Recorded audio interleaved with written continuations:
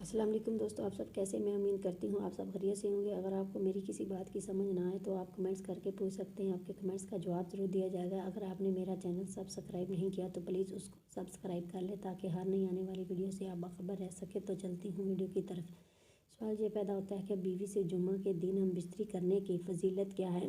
لوگوں میں یہ بات بڑی مشہور ہے کہ جمعہ کے دن جمع کرنے کی خاص اہمیت ہے۔ اس سے متعلق ایک روایت ذکر کی جاتی ہے۔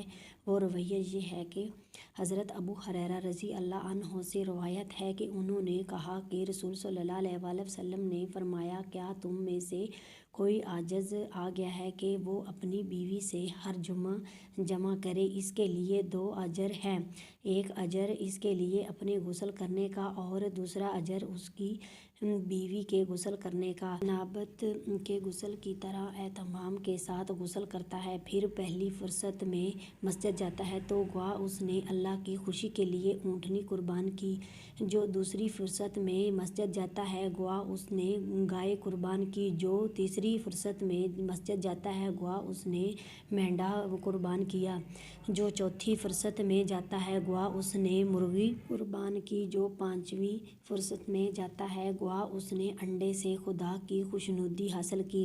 پھر جب امام خطبہ کے لیے نکل آتا ہے تو فرشتے خطبے میں شریک ہو کر خطبہ سننے لگتے ہیں۔ اس حدیث سے متعلق یہ کہا جاتا ہے کہ اس میں غسل جنابت کا ذکر ہے اور غسل جنابت ہم بستری کے بعد ہی ہوتا ہے، لہٰذا یہ حدیث جمعہ کے دن بیوی سے ہم بستری کرنے کی دلیل ہے۔ میرا خیال یہ ہے کہ یہاں غسل جنابت سے مراد کامل غسل ہے، چونکہ جمعہ عظیم دن ہے، اس لیے خفیت کرنے والا غسل نہ کیا جائے بلکہ کامل غسل کیا جائے۔